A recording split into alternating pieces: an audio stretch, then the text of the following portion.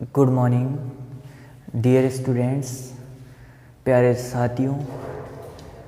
हम आज आपके लिए जो कल टॉपिक रह गया था अपना, सीड चल रहा था अपना टॉपिक वैसे भी, और सीड टॉपिक चल रहा था और सीड अभी तक कंप्लीट नहीं हुआ है। जैसे मैंने आपको क्वेश्चन दिया था, क्वेश्चन क्या दिया था, लिखाया था कि GOT ग्रो आउट टेस्ट, ये किसके लिए था? आनुवांशिक शुद्धता के लिए, आनुवांशिक शुद्धता की जांच करने के लिए। तो ये क्वेश्चन आया था ICAR 2020 के टेस्ट में, 2020 के टेस्ट में आया था। ठीक है, तो यहाँ पर जितने भी मैं क्वेश्चन आपको करवा रहा हूँ, जितने भी नोट्स में लिखवा रहा हूँ, सारे के सारे क्वेश्चन आए हुए क्वेश्चन हैं। ठीक है, अब आगे चलते हैं हम। देखो, सीड पढ़ रहे थे और सीड के अंदर हमने बीजों की सुषुप्त अवस्था के बारे में पढ़ लिया था। सुषुप्त अवस्था किसे कहते हैं?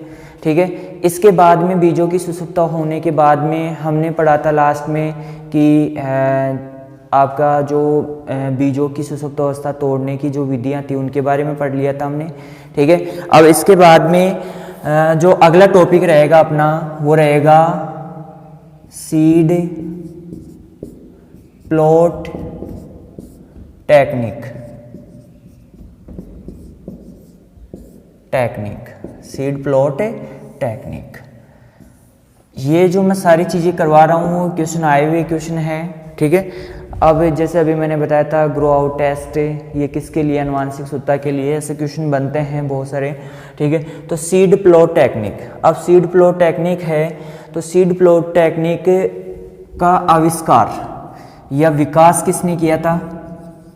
कोई जानता है तो कमेंट करके बताइए कि इसका आविष्कार किसने किया था। और इसका आविष्कार पुष्कर नाथ ने इसका आविष्कार किया था। और कब किया था? 1967 में। कब किया था? 1967 में किया था। अब यदि हम बात करें कि पुष्कर नाथ ने इसका आविष्कार किया था, लेकिन सीड प्लॉट टेक्निक है क्या? जैसे ये आलू की है, ये टेक्निक किसकी है? आलू की। आलू लालू है ना, आलू लालू। तो यहाँ पर आलू है, आलू के अंदर क्या करते हैं इस टेक्निक के द्वारा? इस टेक्निक के द्वारा वायरस मुक्त बीज उत्पादित किए जाते हैं।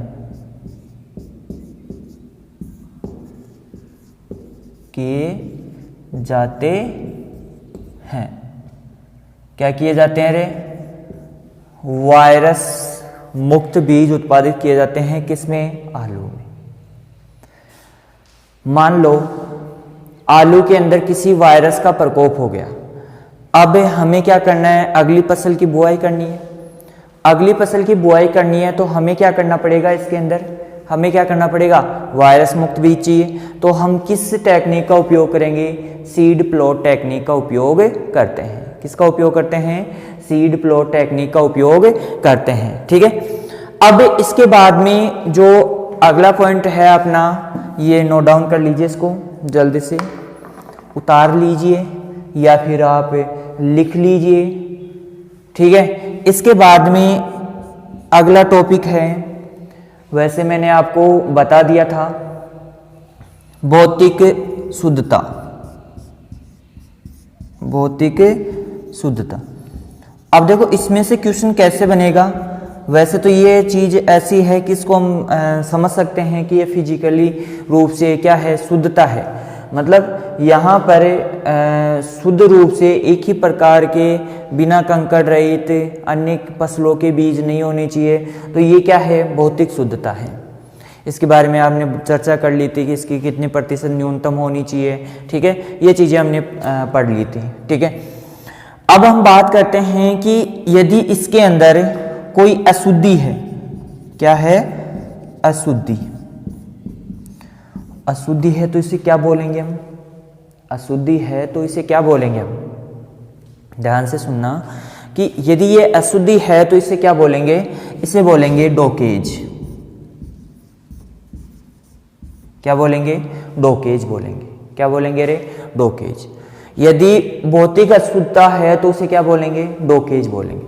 यहाँ पर ये क्वेश्चन पूछा जा चुका है कि यहाँ पर भौतिक अशुद्धता है उसको क्या बोलेंगे? डोकेज बोलेंगे। क्लियर? यहाँ पर एक क्वेश्चन पूछा जाता है। ठीक है, इसके बाद में आनुवांशिक शुद्धता।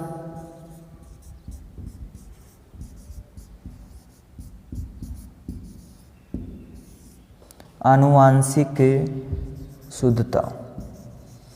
आनुवांशिक शुद्धता के बारे में तो आप लोग जानते ही हो। जानते हो नहीं जानते? मैंने बता दिया था आपको आनुवांशिक शुद्धता क्या होती है। क्लियर? अब यहाँ पर आनुवांशिक शुद्धता क्या होती है इसके बारे में हमने जानकारी प्राप्त कर ली थी कि आनुवांशिक शुद्ध किसी दूसरी किस्म के गुण, लक्षण और या दूसरी किस्म के बीज उपस्थित नहीं होने चाहिए। ये क्या कहलाती है? आनुवांशिक शुद्धता कहलाती है। ठीक है, अब इसका परीक्षण करते हैं, वो किसके द्वारा करते हैं? जीओटी। अभी मैंने बताया था आपको जीओटी। क्लियर है? फिर इसके बाद में यदि मान लो हमने ग्रो आउट टेस्ट किया और ग्रो आउट टेस्ट में हमने देखा कि इसमें जैसे हमने गेहूं की फसल बोई है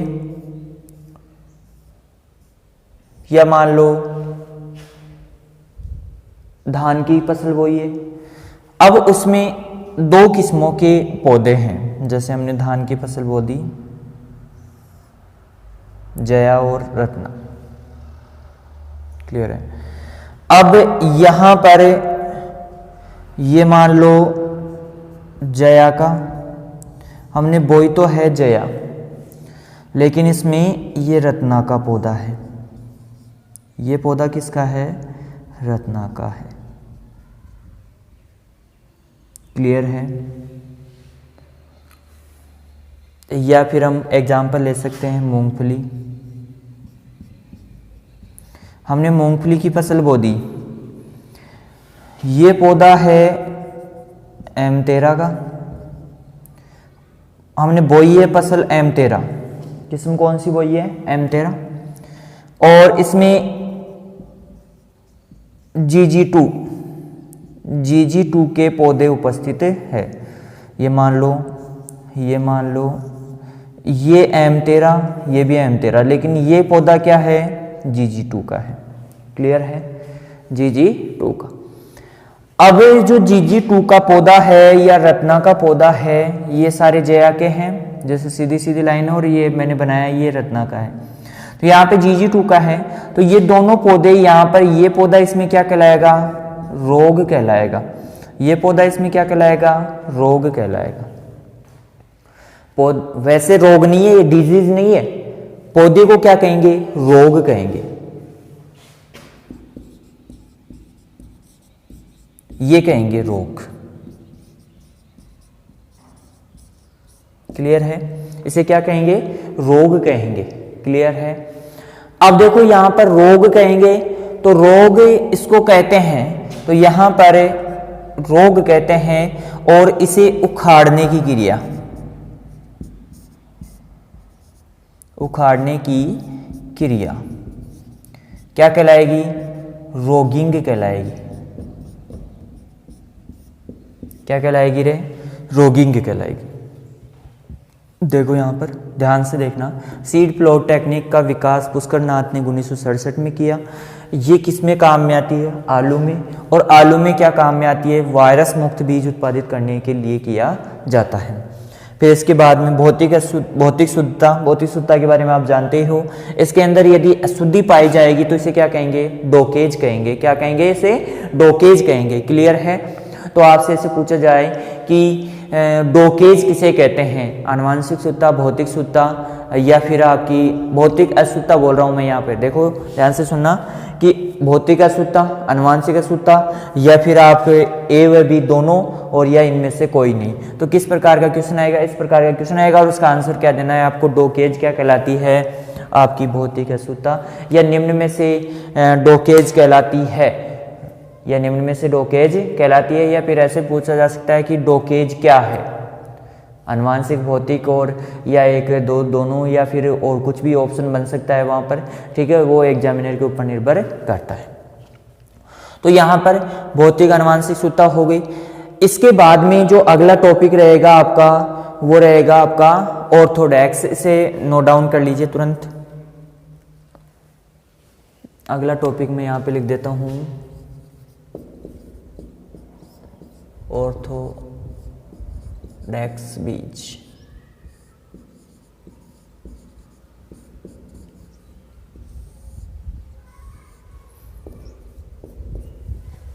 ऑर्थोडॉक्स बीज, मैं आशा करता हूँ कि आपने नोट डाउन कर लिया होगा।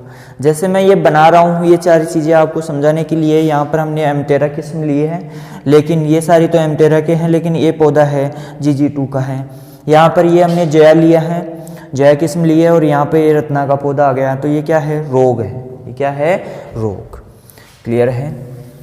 ऐसे कैसे उतार लेना इसको, नहीं उतारा हो तो एक बार वीडियो पीछे करके देख सकते हो आप।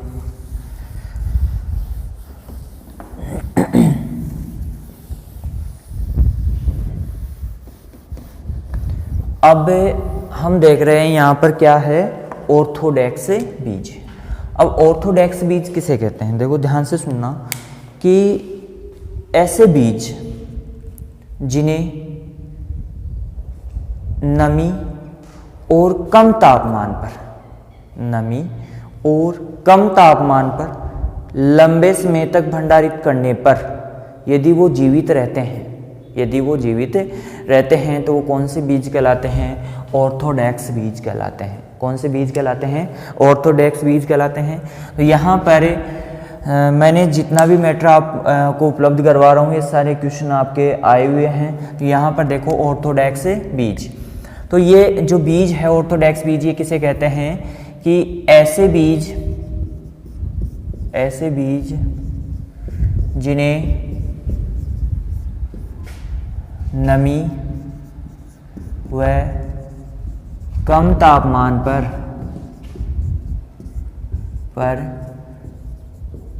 भंडारित करने पर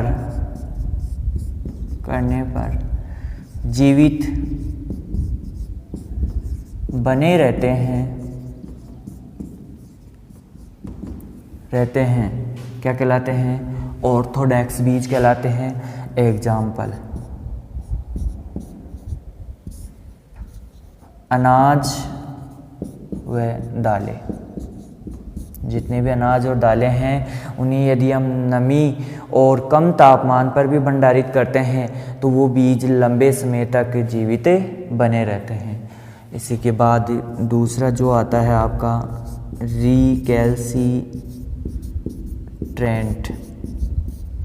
कैल्सीट्रेंट बीज। अब ये बीज, यदि ऐसे बीज जिन्हें नमी व कम तापमान पर भंडारित करने पर जीवित नहीं बने रहते हैं या मृत हो जाते हैं, ऐसे बीज क्या कहलाते हैं, रिकैल्सिट्रेंट बीज कहलाते हैं। तो लिख लोगे आप लोग, या फिर यहाँ पे लिखूँ मैं कि ऐसे बीज जिन्हें हम नमी और कम तापमान पर यदि भंडारित करते हैं, किसके ऊपर, नमी और कम तापमान पर भंडारित करते हैं, तो ऐसे बीज क्या कहलाते हैं आपके यहाँ पर, ये क्या कहलाते हैं, रिकैल्सिट्रेंट बीज कहलाते हैं। कौन से बीज कहलाते हैं यहाँ पे, ये बीज कौन से कहलाएंगे, कौन से कहलाएंगे रे। और इसका एग्जाम्पल आप लिख सकते हो यहाँ पर, आम व नारियल, आम व नारियल, ये दोनों जो बीज हैं ये क्या है, रिकैल्सिट्रेंट बीज कहलाते हैं। क्लियर है, ठीक है। इसे नोट डाउन कीजिए जल्दी से, दोनों की परिभाषाएं लिख लीजिए आप, ऑर्थोडॉक्स बीज की और रिकैल्सिट्रेंट बीज की, दोनों की परिभाषाएं लिख लीजिए, ठीक है।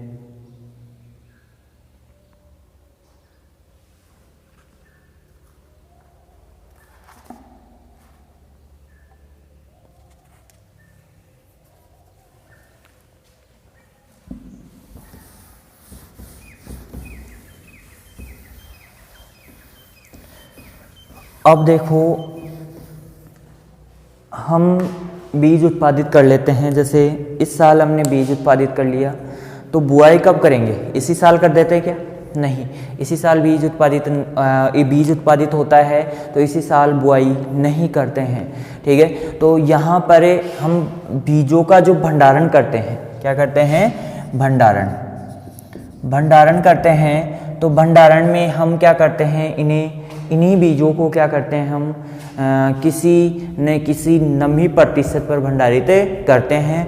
और यहाँ पर मैं आपको फिर से कह रहा हूँ कि यहाँ पर ये एक मान लो 100 ट्रिक मान सकते हो, या फिर आप ऐसे मान सकते हो कि पूरे जो कलेक्शन है उसमें से एक छांट के बनाया गया एक महत्वपूर्ण बिंदु है ये। तो ये क्वेश्चन पूछा जाता है, बहुत बार पूछा गया है क्वेश्चन। ठीक है, तो यहाँ पर भंडारण में नमी प्रतिशत, कौन सा प्रतिशत रे? भंडारण में नमी प्रतिशत। अब यहां पर भंडारण में नमी प्रतिशत की बात करें तो सभी, यहां पर लिखना सभी अनाज वाली फसलें, कौन सी फसलें रे? सभी अनाज वाली फसलें। यहां पर फसल और यहां पर नमी प्रतिशत, नमी प्रतिशत। क्लियर है? अब देखो सभी अनाज वाली फसलें, यहां पर ध्यान से देखना कि सभी अनाज वाली फसलें जैसे जौ, गेहूं, बाजरा, मक्का, जवार, ये जो जितनी भी अनाज वाली फसलें आती हैं उनका सबका भंडारण हम करते हैं 12% नमी पर। कितनी प्रतिशत नमी पर? 12% नमी पर। लेकिन यहाँ पर आपको एक नोट लगाना पड़ेगा, अपवाद कह सकते हो आप उसको। तो यहाँ पर जो धान है, धान यहाँ पर कितने प्रतिशत नमी पर? यदि किसी को पता है तो कमेंट करके हमें तुरंत बताइए अभी। क्लियर है? हाँ, और एक चीज़ हमारी ये थोड़ी सी एक टेक्निकल प्रॉब्लम ही है कि हम तुरंत आपके कमेंट का आंसर नहीं दे पाते हैं। क्यों नहीं दे पाते हैं? क्योंकि हमारे पास इक्विपमेंट्स की कमी है। ठीक है, तो थोड़ी दिनों में इक्विपमेंट्स की उपलब्धता हो जाएगी। और अभी क्या है कि आपका जो कोरोना काल है इसकी वजह से इक्विपमेंट्स मिल भी नहीं रहे हैं। ठीक है, तो इस वजह से थोड़े से इक्विपमेंट्स की कमी होने की वजह से हम क्या कर नहीं पाते हैं, आपके जो कमेंट करते हो, लाइव कमेंट करते हो, उनका आंसर नहीं दे पाते हैं। क्लियर है? ठीक है, तो इसका कमेंट का आंसर हम अगली क्लास में देते हैं आपको, तो ध्यान से देखा करो हमारी क्लास को। ठीक है, अब देखो धान है, तो धान का हम यहाँ पर 13% भी लगा सकते हैं और 14% भी लगा सकते हैं। कितने प्रतिशत है? धान का 13% और 14%। क्या आपको पूरा दिखाई दे रहा है? ये दिख रहा है नहीं दिख रहा है? ये यहाँ पर लिखा हुआ कमेंट करके बता सकते हो आप, दिख रहा है या नहीं दिख रहा है? तो यहाँ पर देखो धान 13% और 14%। अब आप लोग सोच रहे होंगे कि मार साहब ये क्या लिखा रहे हैं, मार साहब ये क्या लिखा रहे हैं, ये क्या लिखा रहे हैं? तो आप ये सोचो यहाँ पर कि मैंने 2 यहाँ पर इसलिए लिखा यह है कि कुछ बुक्स में यहाँ पर मिलता है धान का भंडारण होता है वो 13% नमी पर किया जाता है। क्लियर? और कुछ बुक्स में 14% लिखा हुआ है। कितना प्रतिशत लिखा हुआ है? 14%। तो इसलिए मैंने ये दोनों ही डाल दिया कि 13% है या 14%। फिर आप कमेंट करोगे कि सर हमारी इस बुक में तो 14% है, सर हमारी इस बुक में तो 13% है। अब ऑप्शन किस प्रकार से आ सकता है? यहाँ पर क्वेश्चन या तो पूछा जाएगा इसमें से नॉर्मल क्वेश्चन होगा, यदि गहराई में जाएगा तो ये क्वेश्चन डालेगा, वो क्या डालेगा? ये वाला क्वेश्चन डालेगा कि धान के बीजों को कितने प्रतिशत नमी पर भंडारित किया जाता है। अब धान आते ही आप क्या सोचोगे? धान आ गया, इसका मतलब आप सोचोगे कि अनाज वाली फसल है, और अनाज वाली फसल है तो इसका मतलब आप क्या कहोगे? यहाँ पर कहोगे कि 12% नमी पर, और ऑप्शन वो पहला यही डालेगा कि 12% नमी, और आप फंस जाओगे इसमें और क्या करके आ जाओगे? 12% नमी, और आपका पहला ही आंसर जो क्वेश्चन आएगा वो गलत हो जाएगा। क्लियर? तो यहाँ पर ध्यान रखना है कि इसको अपवाद कह सकते हो, नोट लगा सकते हो, इसके लिए नोट 2000, 4000, 8000, 10,000 का कितने का भी लगा सकते हो यहाँ पर नोट, और ये इस प्रकार से आप क्या कर सकते हो, इसको बना सकते हो। क्लियर है। देखो किसके लिए, सभी अनाज वाली फसलें, किसको छोड़कर, धान को छोड़कर, किसको छोड़कर, धान को छोड़कर सभी अनाज वाली जो फसलें हैं उनमें सब में कितनी प्रतिशत नमी, यहाँ पर 12% नमी पर रखते हैं। अब इसके बाद में जो दूसरा आता है आपका, ये तो पहला हो गया, ये दूसरा दलहन। दलहन मतलब ये भी सभी दलहन, यहाँ पर ऐसे लिखो, सभी दलहन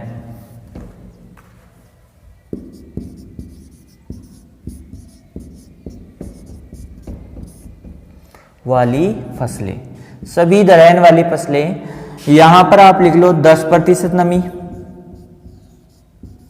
कितने प्रतिशत नमी रे, 10% नमी।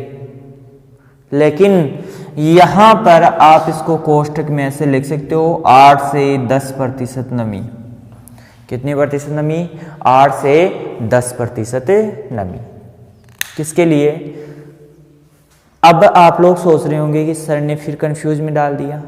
यहां पर ऑप्शन आ जाए, ऑप्शन के आधार पर क्वेश्चन का आंसर देना है। जैसे मैं पहले भी आपको बता रहा हूं कि लगभग 15 क्वेश्चन या 10 क्वेश्चन तो आसपास ऐसे ही क्वेश्चन आते हैं जिन्हें आप अपनी तर्क शक्ति के आधार पर आंसर दे पाते हो। जैसे मान लो यहाँ पर आ गया 11% ऑप्शन, अनाज आ गया, जैसे मान लो गेहूँ, मान लो जो जवार, कुछ भी आ गया, और जवार का भंडारण कितने प्रतिशत नमी पर करते हैं, और वहाँ पर ऑप्शन आ गया 15, 17, 11 और 14। अब ऑप्शन कौन सा करोगे रे भाई लोगों, आप लोग बताओ क्या करोगे। ऑप्शन कितना करना पड़ेगा आपको, 11 करना पड़ेगा, जबकि यहाँ पर कितना है, 12% नमी। भंडारित वास्तव में कितने प्रतिशत नमी पर करते हैं, 12% नमी पर करते हैं। और यदि हम नमी को ऊपर नीचे करते हैं, इसमें नमी को ऊपर नीचे करते हैं, जैसे ऑप्शन में आ गया तो हमें वहां पर 11% नमी करनी पड़ेगी, ठीक है। और यदि हम इसको ऊपर नीचे करते हैं तो इसका मतलब है यहाँ पर हमारा जो बीज हो जाएगा वो, जैसे आपने सुना होगा इस बार हमारे गेहूं के बीज खराब हो गए या घुन आ गया या इल्ली लग गई, तो ये इस प्रकार की समस्या इस नमी प्रतिशतता के आधार पर होती है। अब इसके बाद में जो तीसरा पॉइंट आता है, सभी तिलहन, सभी तिलहन वाली फसलों में, यहां पर लिखोगे आप 8% नमी पर, 8% नमी पर। क्लियर है। अब आ जाओ चौथे नंबर पर, सभी चारे वाली, चारे वाली फसलें। अब चारे वाली जो फसलें हैं उसका भंडारण करते हैं 10% नमी पर। कितने प्रतिशत नमी पर, 10% नमी पर, ठीक है। इसके बाद में आपका आता है मसाले वाली, और मसाला आता है, मसाला 4 या 5 नंबर आ गया, सभी मसाले वाली, मसाले वाली फसलें। अब मसाले वाली फसलें हैं, इसका करते हैं 7 से 8% नमी पर, या 7 से 9% नमी कर लो इसको। कितना कर लो, 9, 7 से 9% नमी पर इसका भंडारण करते हैं। क्लियर है। तो यहां तक सॉरी, ये अनिच्छिक क्रियाएं हैं तो हो जाती है। क्लियर है। तो यहां तक आपको समझ में आ गया होगा कि सभी अनाज वाली फसलें 12%, धान यहाँ पर ध्यान रखना 13 या 14, क्योंकि अलग अलग बुक्स में अलग अलग मिलता है। इसके बाद में सभी दलहन का 10% नमी पर, सभी तिलहन का 8% नमी पर, सभी चारे वाली 10% और सभी मसाले वाली 7 से 9% नमी पर भंडारित करते हैं। ठीक है, क्लियर है। यहाँ तक कंप्लीट हो गया आपका। ठीक है, अब जो अगला टॉपिक रहेगा वो अगली क्लास में, अगला जो टॉपिक रहेगा वो अपना रहेगा पृथक्करण दूरी। चलो इसको पृथक्करण दूरी की परिभाषा मैं आपको बता देता हूँ और इसके बाद में कुछ मैं यहाँ पर चीज़ें बता देता हूँ, और फिर जो पृथक्करण दूरी का है मैं वो वीडियो में ऐसे अपलोड कर दूँगा, तो उसको रोक कर डाउनलोड कर लीजिएगा, ठीक है, या स्क्रीनशॉट ले लेना, जिससे क्या हो जाएगा आपका टाइम बचेगा, ठीक है। देखो पृथक्करण दूरी,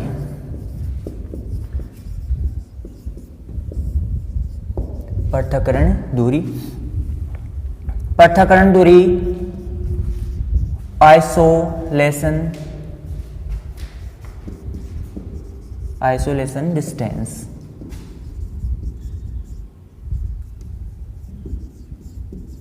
आइसोलेशन डिस्टेंस यहाँ पर क्या है, आइसोलेशन डिस्टेंस है। आइसोलेशन डिस्टेंस अभी जानते हो, डिस्टेंस मास्क लगाओ 2 गज दूरी, आइसोलेशन डिस्टेंस रखो, ठीक है। तो ये क्या है यहाँ पर, इसका मतलब पृथक्करण दूरी का मतलब होता है कि किन्हीं एक ही फसल की किन्हीं 2 किस्मों के मध्य आनुवंशिक शुद्धता को बनाए रखने के लिए जो दूरी रखी जाती है वो क्या कहलाती है, आपकी पृथक्करण दूरी कहलाती है। क्या कहलाती है, पृथक्करण दूरी। तो एक ही फसल या जाति, फसल की 2 भिन्न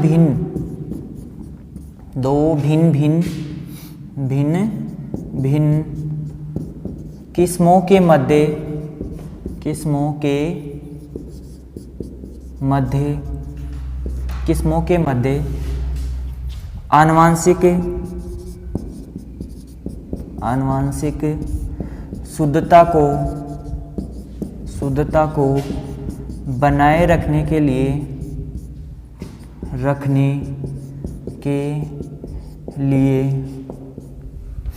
बनाए रखने के लिए आनुवंशिक शुद्धता को बनाए रखने के लिए रखी जाने वाली न्यूनतम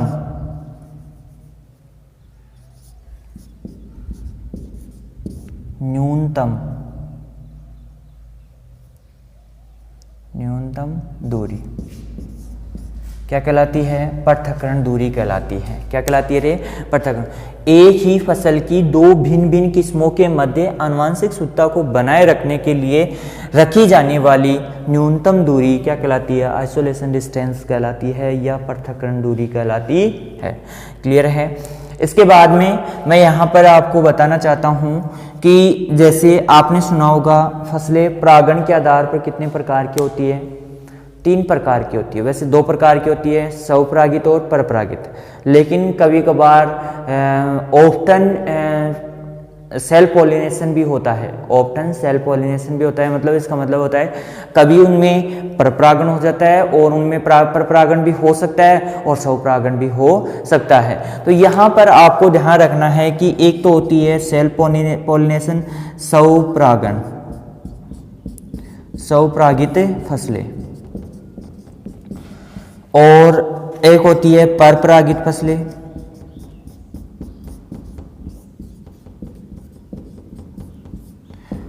देखो स्वपरागित और परपरागित फसलों में क्या अंतर होता है कि स्वपरागित जो फसलें होंगी उनमें लगभग में ज़्यादातर जो किस्में होती है या फसलें होती है, जैसे गेहूं का पुष्प कभी खुलता ही नहीं है, कभी खुलता ही नहीं है। तो उसमें नर और मादा दोनों एक जगह अंदर ही रहते हैं, पुष्प के अंदर रहते हैं, और पुष्प के अंदर रहते हुए परागित हो जाते हैं और उनका पुष्प फूलता नहीं है, तो परपरागण होने की संभावना ही नहीं रहती है। तो इसलिए जैसे स्वपरागित फसलें, इनमें पृथक्करण दूरी क्या रखेंगे, कम रखेंगे, पृथक्करण दूरी क्या रखेंगे, कम रखेंगे।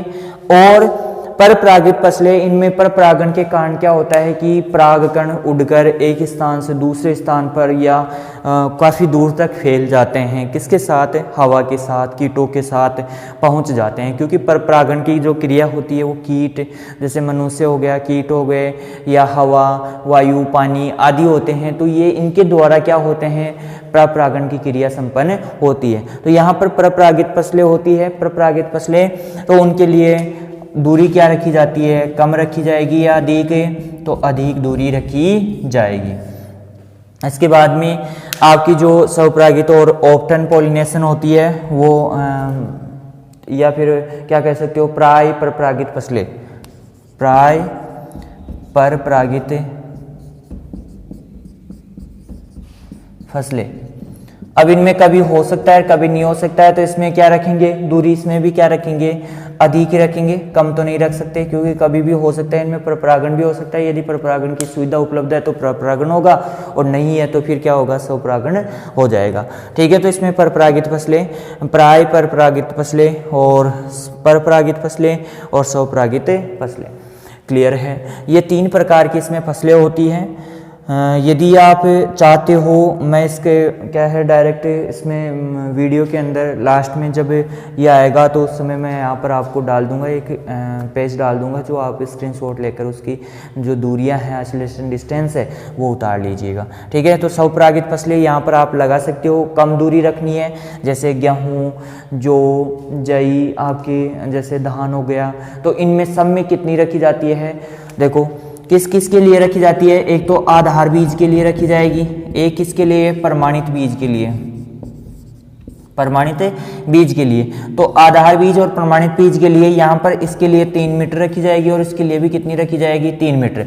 प्रमाणित बीज के लिए हम क्या रखते हैं, कम दूरी रखते हैं, हमेशा ध्यान रखना, प्रमाणित के लिए कम दूरी रखते हैं। क्लियर है, जैसे चना, चना आ गया, चना स्वपरागित फसल है, लेकिन इसमें 10 मीटर और इसके लिए 5 मीटर दूरी रखते हैं। कितनी रखते हैं, इसके लिए 10 मीटर रखते हैं और इसके लिए कितनी मीटर रखते हैं, 5 मीटर दूरी रखते हैं। तो यहाँ पर प्रमाणित बीज के लिए क्या रखते हैं, हम आनुवंशिक शुद्धता को इतना ज़्यादा महत्व नहीं देते हैं, क्योंकि इस समय क्या हो जाता है, बहुत अलग थलग हो जाती है फसलें। तो यहाँ पर हम इसको प्रमाणीकृत बीज होता है उसको क्या रखते हैं, 5 मीटर की दूरी, यानी कि 5 मीटर की दूरी। जैसे मान लो यहाँ पर 3 मीटर की दूरी मैंने बताया है, तो यहाँ पर जैसे मान लो गेहूं की एक किस्म इस खेत में बो रखी है, एक किस्म इस अलग अलग किस्में हैं, एक गेहूं की है लेकिन अलग अलग किस्में हैं। जैसे धान की है जया और रत्ना, IR8 है या फिर IR8 मान लो, यहाँ पर ये जया है, ये IR8 है। अब यहाँ पर इन दोनों के मध्य कितनी दूरी रखनी है, 3 मीटर की दूरी रखनी है, क्योंकि सब पॉलिनेशन है, और इनमें पृथक्करण के लिए कितनी दूरी रखनी है, 3 मीटर। अब मान लो यहाँ पर चना आ गया, चने की 2 किस्में हैं। ठीक है, चने की 2 किस्में हैं, तो यहाँ पर 2 किस्में हैं, तो इन दोनों में क्या रखनी है, कितनी दूरी रखनी है, 10 मीटर रखनी है। कितनी मीटर, 10 मीटर। किसके लिए, यदि हम आधार बीज उत्पादित कर रहे हैं, और यदि हम प्रमाणित बीज के लिए, ये आधार बीज के लिए हो गई, ये आधार बीज के लिए, और प्रमाणीकृत बीज रख रहे हैं, प्रमाणीकृत बीज रख रहे हैं, तो उसके लिए कितनी मीटर दूरी रखनी है, 5 मीटर दूरी। क्लियर है, ठीक है। तो यहाँ पर इस प्रकार से हम क्या करते हैं, इसके अंदर आधार और प्रमाणीकृत बीज के लिए दूरी रखते हैं, जैसा कि मैंने वीडियो के लास्ट में डाल दिया है मैंने। ठीक है, तो उसे आप आसानी से देख सकते हो। क्लियर है, ठीक है, धन्यवाद। अगली क्लास में हम बात करते हैं। इसके साथ में लास्ट में एक बात कहना चाहूँगा कि इस वीडियो को जितना हो सके लाइक, शेयर और कमेंट, और साथ ही साथ आप सब्सक्राइब कीजिए, ताकि हमें भी थोड़ा सा उत्साह मिले, और आप जितनी क्लास देखते हो हमें उतनी उत्साहता होती है, और हम उतने ही जिज्ञासु और उतने ही लालसाई प्रवृत्ति से, या फिर हम कह सकते हैं कि एक नई चेतना के साथ हम नया वीडियो लाते हैं आपके लिए, और जितनी मेहनत आप करोगे उससे कई गुना ज़्यादा मेहनत हम करते हैं। ठीक है, तो धन्यवाद। अगली क्लास में मिलते हैं।